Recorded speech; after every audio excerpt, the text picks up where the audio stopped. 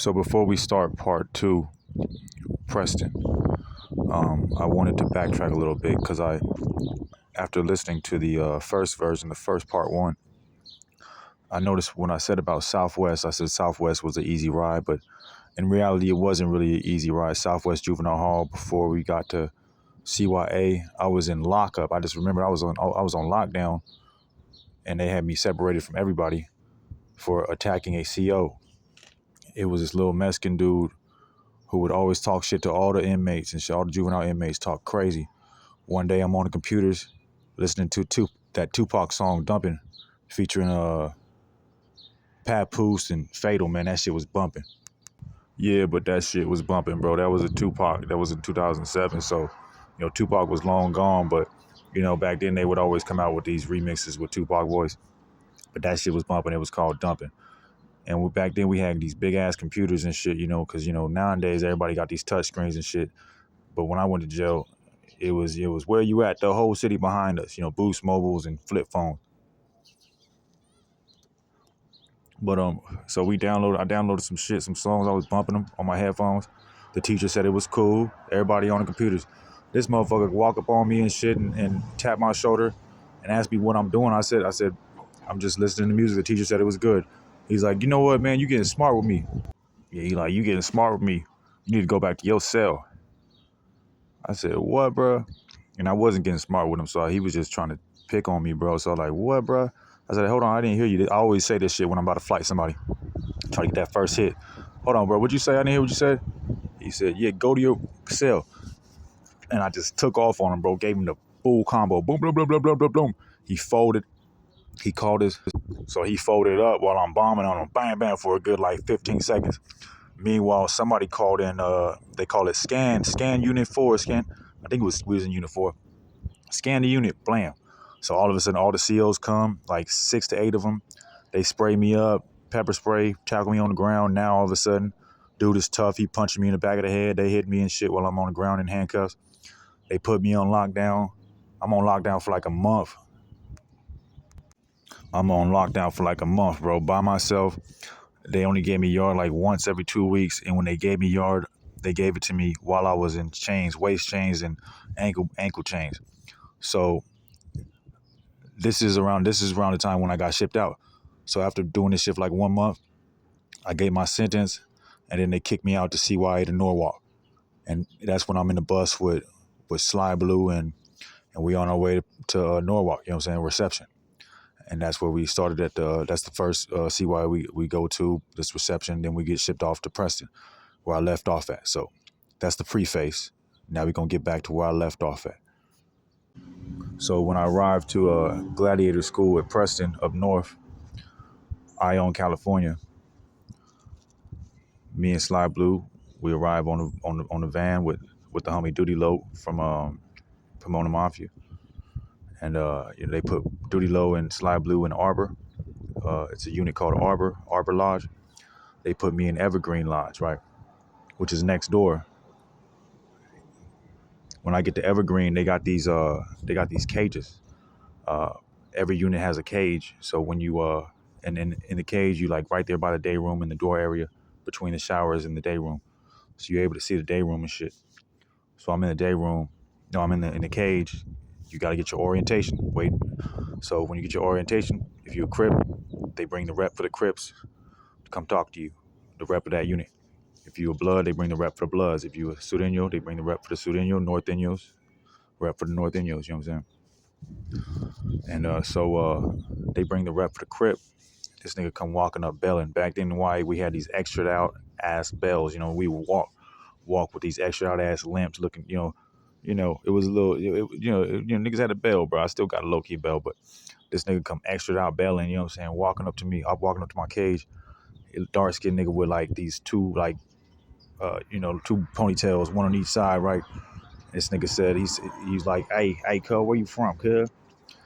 I was like, I'm from Paris neighborhood Crip. He said, oh, cuz, you from neighborhood, okay. He said, you got a couple fades to catch, cuz, but you gonna be good, it's Crippin'. He said, yeah, me and you gonna get down, but first you gonna get a couple fades out the way first. So I'm like, all right, for sure then, you know what I'm saying? So then nigga like, you know what I'm saying, now I'm waiting to get out the cage. I know I'm not gonna be able to chill out over here, you know what I'm saying? I know I'm gonna have to start running them.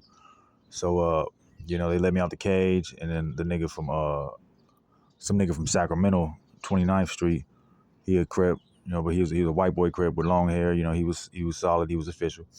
But he walk up to me, long white boy, long ponytail and shit. He like, hey, cuz, blah blah blah. You know what I'm saying?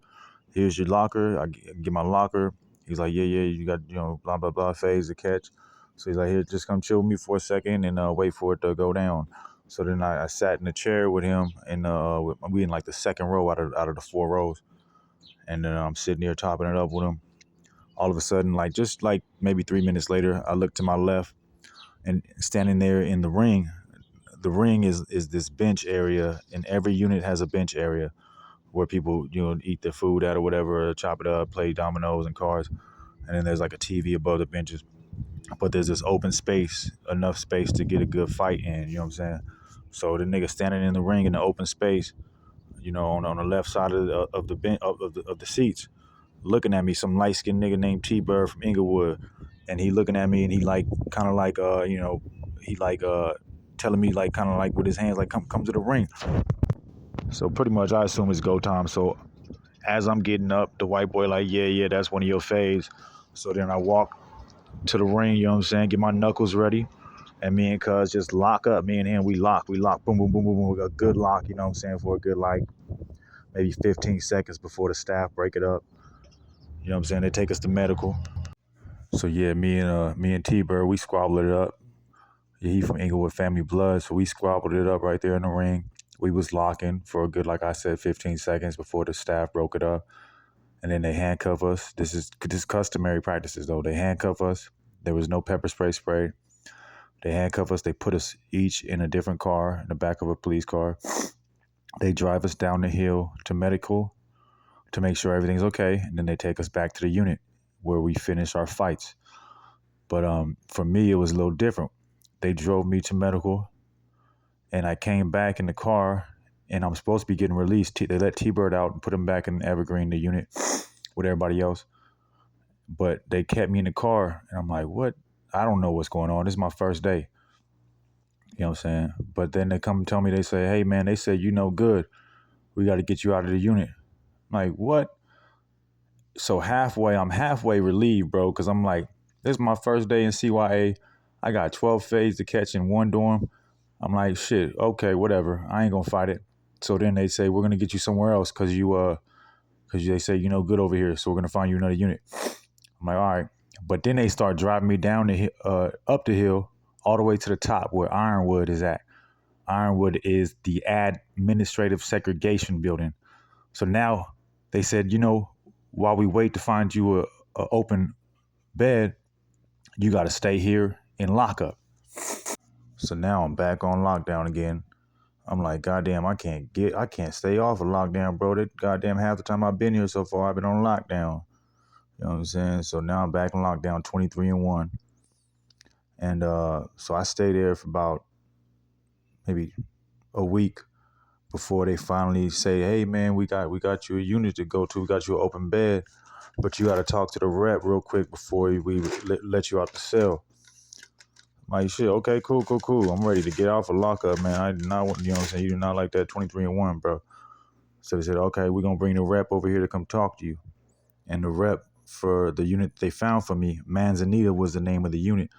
The rep over there was, one of my homies, one of my good homies now, you know what I'm saying? I this is my first time meeting him, though, but the homie Infant Bad Luck from Neighborhood Legend Crip. So young nigga done lucked out, bro. You know what I'm saying? The rep is from the Hoosters, you know what I'm saying? So he come talk to me. He is short nigga, short dark skinned nigga, you know what I'm saying? He's probably like 5'7", 5'5". You know what I'm saying? He would come to my cell. He orientate me and everything, and he's like, yeah, you good, hood? Come over here, bro. You know what I'm saying? Of course, because it's neighborhood. So then I'm like, cool. Tell him to let me come through.